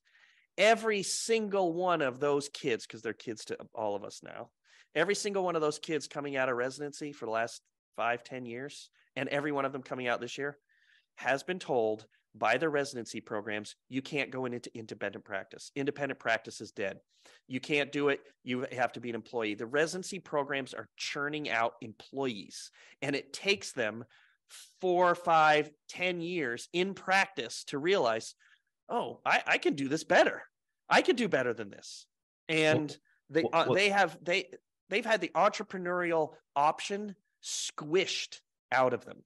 That is true. I give a talk to residency programs that all about this. And I've literally had the residency director say to me, they say, hey, can I see your slides before you come? I'm like, yeah, of course you can. I've had them straight up say to me, this slide deck looks great. Can you just take out the parts about opening a practice? Yes. For real. No, for real. And the problem there is, that most women, most pediatricians today are women, and they're burning out 3 to 7 years into their practice at the big health systems. And you know that because you've told me several times, that is your biggest growing segment. People leaving the health system 100%. Because they're exhausted of the nonsense. And we hear on the podcast over and over again. And, we cannot have a labor force that takes 10 years to train and quits in 3. We just can't. America needs pediatricians in order to take care of their kids. And that is a horrible formula. The other thing, and I don't know where this comes from, we talked about it in another podcast, is this policy of whether the qualified clinic down the street or the hospital, because it's a teaching hospital, can forgive your loans. But the independent practice in the same community can't, is unfair, uneven, and not helpful to the community. That is a battle that I'm fighting right now, because we're hiring a physician. We cannot find, we get plenty of interviews, plenty of people that would love to come to work with us, but they go somewhere else down the street to some qualified health center because of student loans. Just this year, 4 of them.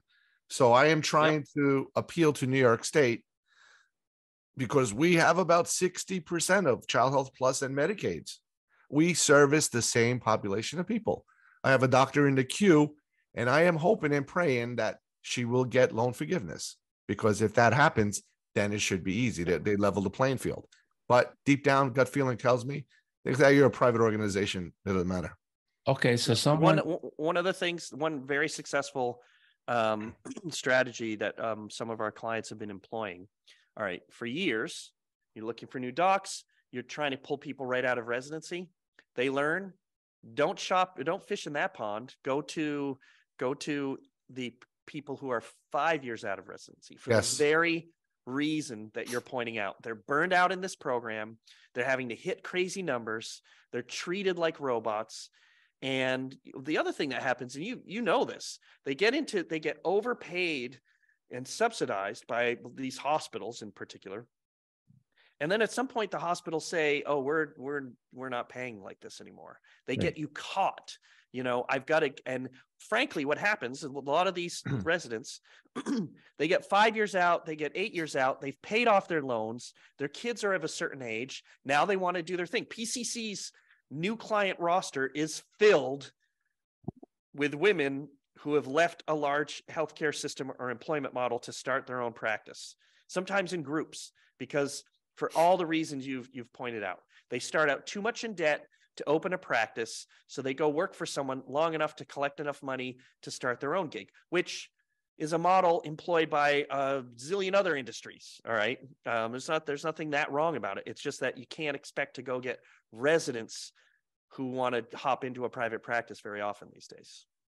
And then, there's something always in the back of my mind, what you have said, and I just can't get it out of there. And it's get out of your silo. Yep. I totally agree. And the other thing that, so that I think is very important. You say go visit your friends' practices. It's very important. And then the other thing that you and I have commiserated about is, what is the frustration of a consultant? Which is pretty general. In general, you go in there, you point out where the problems are, you give them a roadmap, you go back the next week and you say, did you do anything of what we talked about? And then you get 3 excuses. And then you go back later and it hasn't been done. Consistent. Yeah, of course. And you just want to, you just throw up your hand. I don't have the patience you do. You're a saint. I don't have the patience. I just throw out my arms and I go, why waste your good money and my good time if you're not going to change anything? Then let's quit playing this game and I'll go, sit in the sun and have a beer. So ready? I'm going to tell you a story. This is why I know that you guys and I have chatted about the impact of the change in our demographics in pediatrics. You guys have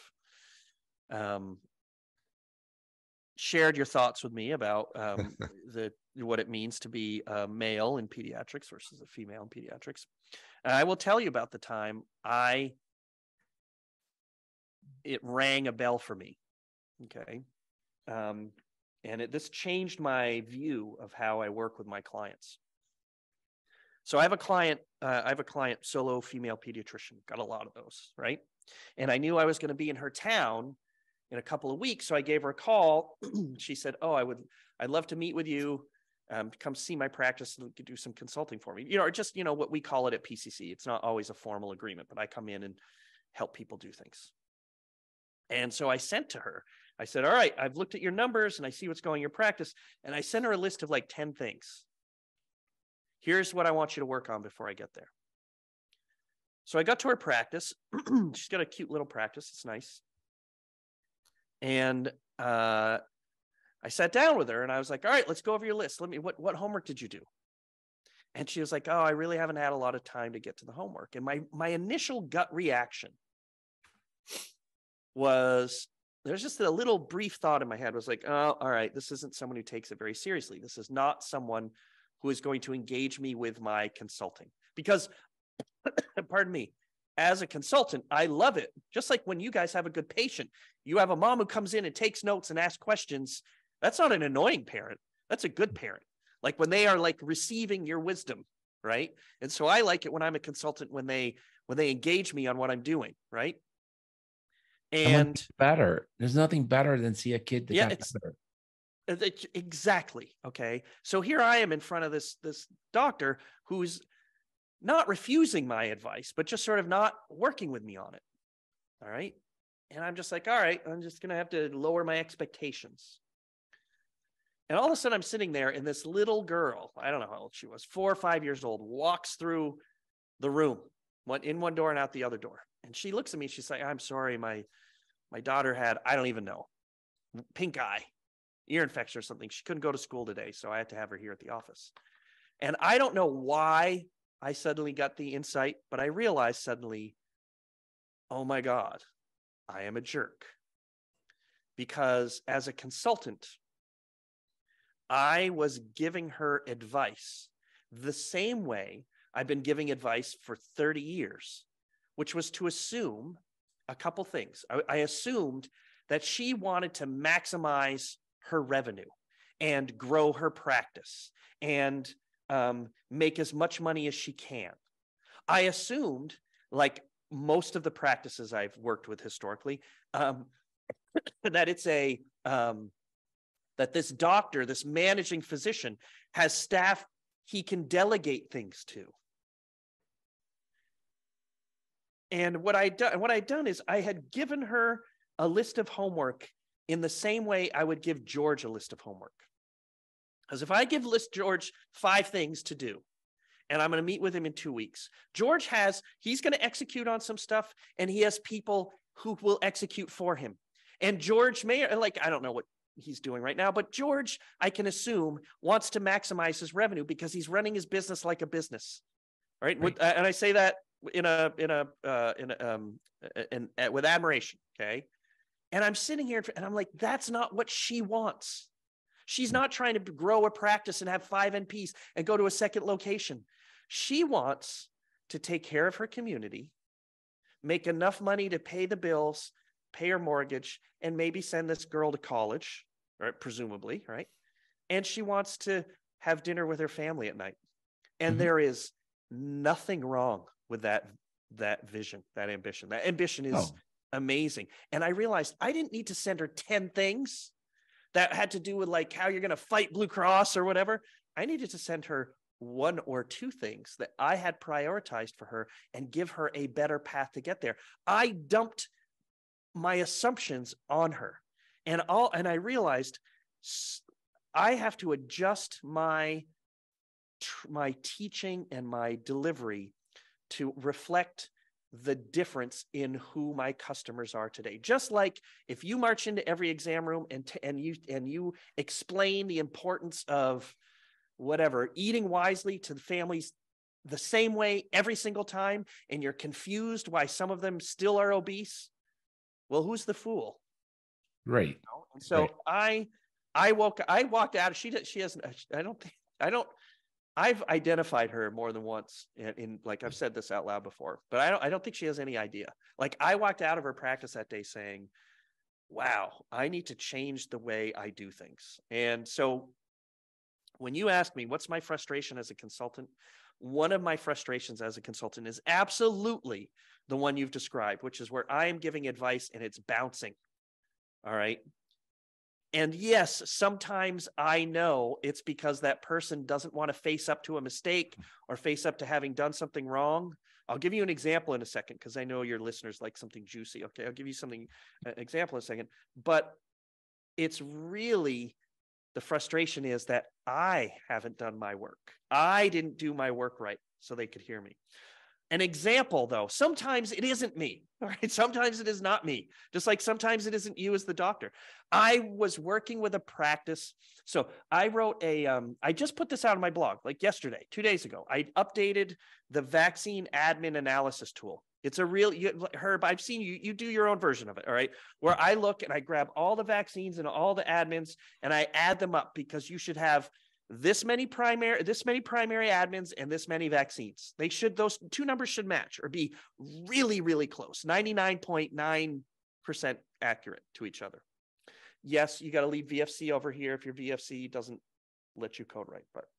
And I updated it to include COVID vaccine, because with COVID, unlike anything before, you can match your product to your admin. All right. It's kind of interesting. And it's interesting how many of you get it wrong, but whatever. So I was just testing it. So I grabbed a practice that I knew had done a lot of COVID vaccines, like a zillion. Okay. Because I wanted to test it. So I grabbed this practice's data, I dump it into my tool, and it is all messed up. My God, I got the tool's broken. So I go and do some work on the tool. I do whatever, can't figure it out. And I go grab another practice, then it works. I'm like, okay, there's something in this practice's data that's like, I'm looking. I'm like, no, I think the tool's right. I got to go look at the raw data. And that's where I have this big aha, oh no moment. And I realized that this very large practice has been using the 90460 and 90461 interchangeably with a 90471 and 90472, as though there is no difference. In other words, okay, they have been billing, they do an MMR, and they would do 1 90471 and 2 90472s. So there's so many problems that this causes, okay? It's crazy. Now, here's the thing, to tie it back. I wrote to the practice and said, hey, I think you've got a really big problem that we should try to fix today, because you're losing a huge amount of money. And I outlined it for them. And they were like, no, we're doing it right. We've got, like yes, when we bill an MMR, we do a 90471 and 2 90472s. And it's like, I don't want to be too forceful, but I'm like, let me show you what the language is in the CPT guidebook, and let me show you the AAP's coding guidance on this. let me just say that I think you're losing a lot of money. I think you're doing it wrong. I haven't you noticed the literally tens of thousands of 90472 rejections you've gotten? And it took a month of going back and forth, of them finally saying, oh, wait, you mean we're not supposed to be doing this? That was really painful to me. And you know this feeling as well. That practice is going to make an extra $100,000 this year, $150,000. But what they're going to associate me with is a bad feeling. Okay. That's right. You won't even get a Christmas card. No, I will not get a Christmas card from these people. They will not actually say, thank God for PCC and Chip for spotting this problem. They're going to be like, yeah, we've lost millions of dollars over the last 10 or 15 years because of this. Oh, they're going to make more than $100,000 more. It's like, you know, and so though, when you say what stresses you out as a consultant, it's stuff like that. Right. Having to deliver really bad news. And even if the storyline ends well, they're like, yeah, we don't like talking to that guy. Right. That does happen. Especially people wait too late to come in, bring in the consultant. They know they have a culture problem. And then they pick me as a fool. Oh, could you help us select a new RCM solution? The one we have is really outdated. The staff's complaining about how quirky it is. And, when you have enough experience in this business, go, oh, yeah, sure, I'll help you. That's kind of a quickie. Yeah. And then you walk in there and it's like you get ambushed. And then quickly enough, you get fired. They don't pay the bill, but their system works, but you'll never get any credit for it. That's what I say. So let's turn that into a positive. I have so many stories, but I can't tell them because they're so specific. Yes. That if so let's turn I know that that there are into people. Positive.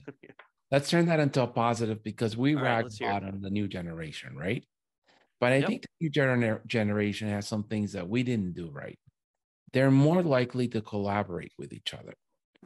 They're more likely, if they're not extreme on the right or the left, they're just kind of in the center one way or the other, to listen to their peers. They're more interconnected with all these apps, with texting and Instagram and WhatsApp. They're constantly chatting with each other, which we didn't, when I was starting out, unless you picked up the phone and called George in Long Island, you couldn't communicate, right? Email was not available when I was in residency. So I think that, for some, especially and I know this is self-serving, but for people that are thinking about quitting the big health system, and for people that are entrepreneurial and are left the health system and starting new practices, join our coaching group. Because it's not only what George has learned through 25 years of being in a large group, what I learned after starting 3 different practices and running them, it's that community. It's how you get out of the silo, out of your office, and you get your head out of your own rear end and see how other people who might be tiny, and you're big, and they're doing it much better than you are. Or the big person, the big group has figured out how to solve a problem very quickly. And you can learn that very quickly, and you're held accountable by nothing more than public shaming. That's what it is. Yep. You agreed, Chip. I don't disagree. You agreed, Chip, that you were going to deliver X next Tuesday at our meeting. Where is it? That's why Weight Watchers works. That's right. These are using social construct to help improvement, which the only people whose opinion doctors care about is other doctors. Right. But don't they have a problem with talking about business with other doctors? Not as long as your purpose is not that. As long as laws and, you know, Stark laws and all that kind of stuff. So everybody will start talking about that. Well, no, you just tell them to zip it. No one is going to jail because you guys had a coaching session with 10 people and they talked about their prices. The only time you're going to get in jail is if at that coaching session, Herb raises his hand and says, all right, we've all agreed that we're going to drop Blue Cross Blue Shield. All right. Yeah. Because then it's a restraint of trade issue. And frankly, the way that the law reads, I mean, you can share your, now here's the funny thing. There's a distinction between your pricing data and what you get paid. Everyone's worried about your pricing data, but what you get paid is actually the important part. And a lot of that getting paid stuff is now required to be public. So the bottom line is if it's data that's more than 90 days old and from more than 5 practices and you don't compete with each other, you're not even on anyone's radar. And let's be honest, if I have a single person practice wherever, say I am a single person practice across the street from George, and he tells me what Molina's paying him for a 90203. I can go to Molina and ask for the same amount till I'm blue in my face. They're going to laugh. I mean, they're not even going to worry about finding a lawyer to sue me for antitrust. They're going to say, we're not giving you that. You don't have the patient panel for us to even sit down and talk to you. Bye-bye. But the beauty of it is through Zoom, through data analytics, all things that weren't there when the 3 of us started, we can get out of our silos and we can commonly improve care and run our business without having to be part of a mega group. You know what this sounds like? This sounds like a clinically integrated network. That's what it sounds like. To some regards, that's what it is. But even it's a clinically integrated network light because you don't have to do, you don't have to do anything. You just have to be willing to have an open dialogue of what works and what doesn't work and set the agenda for the next 3 months on what we're going to focus and learn as a group and do well as a group so that we can all be successful. I agree. That's that I think is a big win for our society. And I think that as much as I don't like the work balance issue, it's not only pediatrics, it's not only women. It's across the board. The generation under 40 has a different idea of what they want out of life, and it's probably a healthier idea of what George and I thought life was about. The little question that it's healthier to me. Yes. So we just got to adapt and help them learn the skills so they can take over. People whine and complain about, oh, we don't see ear infection anymore. I have to see a depressed patient.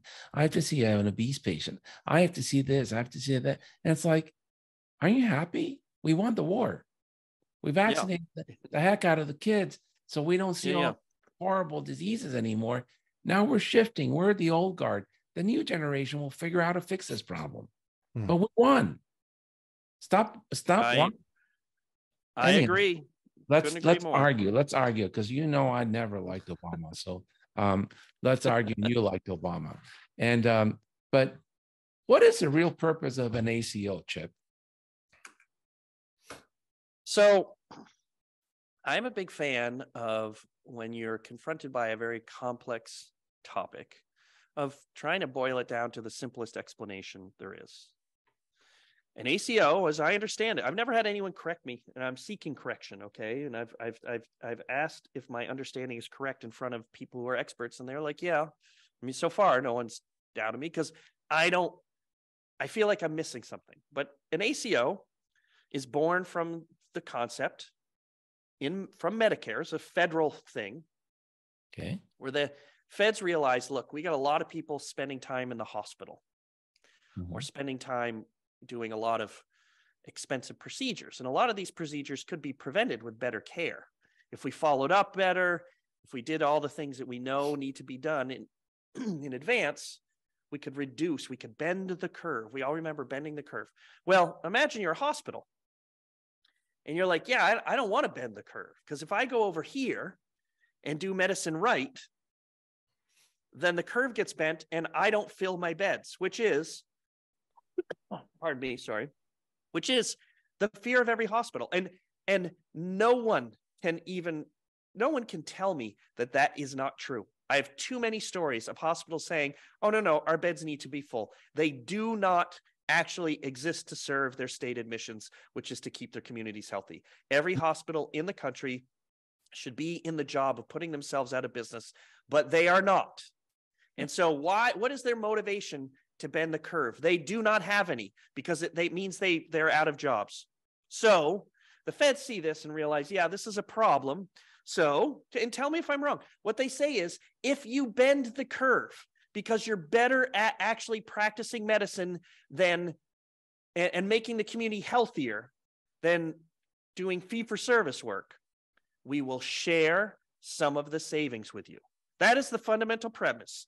If you are better at keeping people healthy, we will share some of the money we saved, the federal money we saved, on that. That's the premise. Okay. And, so I'm more jaded than you are. But here's the problem. And I'm more opinionated than you are. Okay. Okay. So this is the biggest coward move of the senators and the congressmen in Washington, D.C., up the street from where I live. Okay. Dr. Ron Emanuel, who I do not particularly like, and the Obama administration knew that the Ponzi scheme called Medicare, the gig was up. We got 8 years before the trust fund runs out of money.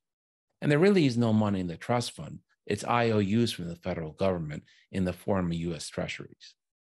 And instead of having a conversation, which is very difficult, and becoming educated on the issues and having a vote in Congress and saying, what do we need to do to maintain Medicare for society, which is not a bad program, but what do we need to maintain it for the next 30 years, like Reagan and Tip O'Neill did back in the 80s? They punted. So Dr. Emanuel came up with a nice euphemism. How are we going to pay less for care and sell it to people without having to vote in Congress and letting the American people know what the game is? And we're going to call it an ACO. But the ACO main purpose is to decrease the spending per member on the Medicare population so that Medicare doesn't go bust. And it really hasn't worked. And then you take that and you overlay in kids, where we're spending $2,000 in healthcare on the average in an insured kid. And you're going to say, let's cut that down by 50% to 1,000. Are you out of your mind? Are you out of your mind? We don't spend in kids. We invest in children. It's compounded interest. Every time that we invest in the healthcare and education of children, what happens? We have healthier adults. What happens to that? They produce, they pay taxes, they employ people, they buy houses, they buy cars. So it's a sham. So what I believe, I'm not convinced it's a sham, but I don't think it is a model that works for pediatricians. That part I think is insane. All right. So the fact of the matter is, okay, we have a healthcare system. I do believe this part of it. We have a healthcare system that, because of the fee-for-service model, means there's no incentive for people to reduce the demand for healthcare. I think that's an inescapable position. Okay. So anything that we can do to decrease the demand in healthcare, short of, going to Logan's Run and killing everyone over 26 or whatever, it's going to require multiple things. ACOs were never going to solve the problem. They never were expected to, but it's one piece of the puzzle. However, applying the ACOs to the pediatric space is insane, because the entire point of an ACO is to reduce demand. And on the pediatric side, we need to increase demand, the services. We need to increase it. That's the whole point. 50% of the teenagers in the United States this year haven't been screened for depression or suicide, or for vision, or for hearing, or for anything else, because they haven't seen a pediatrician. 50%. Come on, so Chip, I gave you one so that you could argue with me. You're agreeing with Herb, me. Herb, I totally agree with you. Pediatric spending is investment spending. That's why, okay, I find it insane. If you want to argue with me, that's why I find it insane that the party that supposedly is the more fiscally responsive party does not invest in children. It doesn't invest in education. It doesn't invest in healthcare. All right. All of our money, all of our federal money should be dumped into kids, because our ship has sailed. Our healthcare, right now, the healthcare paths for the three of us have already been preordained. We already know what's going to happen. Okay. Yeah. Yeah. It should all be spent on the kids. We should be over educating children and over giving them too much healthcare, so that when they get to 18, the odds of them succeeding and being healthy is so much greater. That's where the expenses. They don't have kids before they're ready. They don't go to jail. They don't do drugs. Those things cost us trillions of dollars. And right. And unfortunately, we have a system where we make money on incarcerating people. We make money on people having to get into the healthcare system. That's totally backwards. Right. What do you think they don't want to spend on kids? Because why do they want to spend on kids? They don't vote. They don't vote. Exactly. Wow. Why are all these ACOs and all these organizations, why do they want pediatrics in their ACO? Pediatrics is a hot commodity for them. Because they're required. It's part of the definition. They have to have you in order to have their ACO approved in whatever community. They have to have this balance. And so you are only in there. The only reason they invite you to this is because they have to. There is no, you tell me if you've ever seen this. Have you ever actually seen a community hospital or even a children's hospital, but usually even just other specialties, actually invite the pediatricians to the table because it's the right thing to do? I've never seen that once. No. I've been doing this a long time. They invite you because they have to have you there. Otherwise, they can't get something signed off on. You guys screw it up for them. Like always. Darn, Chip. What am I going to do? I tried the best to get you to disagree with me on the show today, and I missed. I wasn't going to disagree on that. The ACOs make no sense to me. They never have.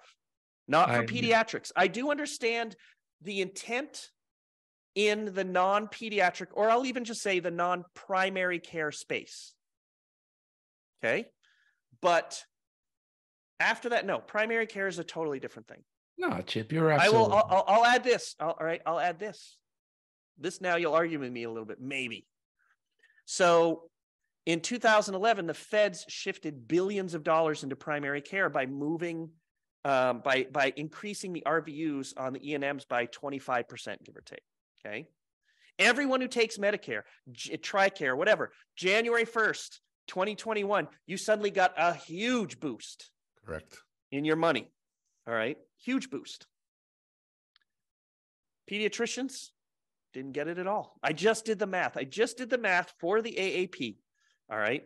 I was asked to look into a couple things, and one of my conclusions was, if pediatricians, this isn't my conclusion. This is the conclusion of a number of people, but I was supporting it, which is I think we need to go back to where we were in the early 90s when pediatricians had their own magic codes in CPT. People forget about this. All right. There used to be pediatric only codes that involved the care of children. Okay. It wasn't as simple as I'm about to describe it, but there were these codes that were designed for you to cover. It was like a capitated code that you got for all the care and feeding of kids through the age of whatever. And the AAP, they this is my memory, I could be wrong, but the AAP squashed it. They didn't like it. They fought against it because it was like $25 a month you were going to get or something, which at the time was good money. And there's now some sense that we need to put pediatric codes into the CPT understanding, because all of CPT is fee-for-service driven and is adult driven. And what if there were just some simple some pediatric CPT codes there for, hey, I kept these kids healthy on the right developmental and behavioral path, and you might get paid the way that everyone else is getting paid. You have missed over the last 2 years, 2021 and 2022, pediatricians have missed billions of dollars. I did the math when it came out. George, if I said to you right now, nothing changed except for the amount of revenue that you brought into your practice increased by 9%, okay? That is the impact I estimated on the average pediatric practice, 9%. If your E&Ms go up by 25%, that's 9% more revenue. If you look back last year and you say 9% is the revenue that came in, that increases your take home by 20% or 25%. Mm-hmm. What you put in your for your personal income, if nothing changes and your revenue goes up by 10% because of your overhead, and you're getting the money that's left over, that 10% goes to you. And remember, you only got like 30% of what you build. So you suddenly have added, your 30% becomes 40%. That's a 25% increase to your take home. That's a 33% increase to your take home. And what I don't understand is, if the Medicare value increased, why did the pediatricians get less? Because the contracts are all based, they're all based on Medicare. Yes. They're all based on Medicare, but you'll know right now, all the payers are avoiding using 2021 and 2022 and 2023 RVU scales because they know about this. I mean, they've literally told our clients, oh yeah, we don't use 2021 because the RVUs jump too much. So they don't do it. That's why. So everyone, now I want to be clear, there are some places where people are getting it. It's not universal, but on average, over the last almost 2.5 years, PCC clients are getting about 7% more for their E&Ms than they were in 2020, but not 25% more. And that's taken 2 years to get there. They did not get any more for the first half of 2021. That's just a slow little teeny climb. That's where they are today. They did not get 7% more in 2022. They got about 4% on average in 2022. Could it be that their contracts are locked into a particular year of Medicare, which predates 2021? And they're just giving them a little bit of price increase, cost of living? Yes, you're absolutely right. And for all the people whose contracts ended in 21 and 22, they are not moving ahead with the newer ones. If you're on Medicare, you just get it automatically. If you're on some Medicaid programs, you get it automatically because we're tied to this year's tool. But if the private payers are avoiding it. Yeah.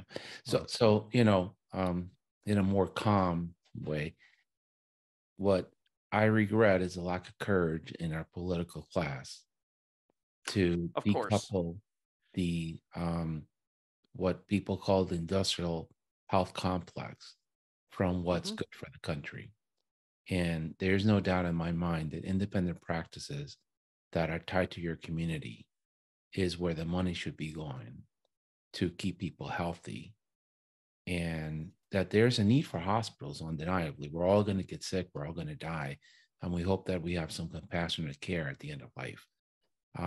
But we need to deconstruct the current model where the health systems get the big chunk of the money for doing sometimes unnecessary and unproductive health care, and bring it back to the community where we can make the most impact for the dollars. That has been a total lack of courage. And if I was unemotionally going to criticize Obama, is he had the opportunity to move the ball in that direction because he had control of both the Senate and the Congress. And he had an idea of improving how we pay for healthcare, and he punted for an easier solution. We didn't move. You make it sound like it was still easy. It wasn't easy. That's why I'm saying what I regret is a lack of courage because it takes. I agree to do what's right. That the changes that were made to healthcare during the Obama administration were not enough. They were watered down, and they were absolutely crushed, even inside of the finish line by the special interests. Absolutely true. Yeah, true. But he did have true with both parties. If you remember back in those days, they did increase the Medicare reimbursement, the Medicaid reimbursement, to make it parity with Medicare, which was great for pediatricians. And then it would just like disappeared. It's sunset in 2 years. That was a giveaway. Remember though, they had, that's where all of those red states fought back and crushed it. Yeah. I mean, so it wasn't like, we know. I mean, one of the other big losses is I think Tom Daschle really understands healthcare. And, you know, he wasn't primary. He was beat by a Republican and taken out of the Senate. And we lost a very moderate voice with great ideas on how to finance healthcare in America. And that's just politics. Yep. Yeah, no, I don't think the healthcare thing is going to get better until there's a revolution. There are too many people are tied to it. Too many people make too much money. And that's why, though, I think as independent pediatricians, you're in the best seat there is, because you actually, it's not like you are beholden to a hospital. You don't have a 5-year non-compete, and if you suddenly fight them, you're without revenue. And if you want to move somewhere to do it, you're going to be getting paid a third of what you were. As pediatricians, you're always climbing up. You are you have the ability as pediatricians to go make money somewhere, which is not true for everyone. Right. I think you're better. You're ironically in better situation. I think so. That's the purpose of our podcast. We've gone 2 hours, guys. Yeah. Wow. We're too late for Paul. All right. So we're going to leave us with one last question, Herb. Well, no, we'll leave autonomy for the next. Leave autonomy for the next one, because I have a lot to say about that. All right. We'll do another. We'll invite you back. Okay. All right. Talk to Paulie. You know what to tell him. Yeah. All right. Paulie coming on. It's always a pleasure to have a conversation with you. And although I tease you a lot, I tease you because I really like you and I admire the work you do. And I think you and PCC are very good companies. Very good companies. And really, we need you if we're going to change healthcare in America. We need people who are independent thinking and have the best interests of the kids at heart. And no one speaks that better than you. And as I said often, I wish you were the CEO of the AAP. Yeah. Well, I really we have people there right now who are doing really good work. I promise you. It's not easy. They have, it's a pathway filled with compromise. And they've done more in the last 5-10 years than the previous 20. I agree. And it's easier for me to criticize because I'm independent. I can say what I want to say. I'm not. Oh, I don't mind criticizing them. I can give you a long list of dumb stuff. No, but you and I can say things straight out because we're independent. If I was employed by, the White House, I would have to be quiet. Toe a line, right? I disagree in private, and I, say the party line in public because that's the job. So, well, Chip, thank you so much for your time. Thank you, guys. Thank you, Chip. Keep up your good work. Especially where we agree.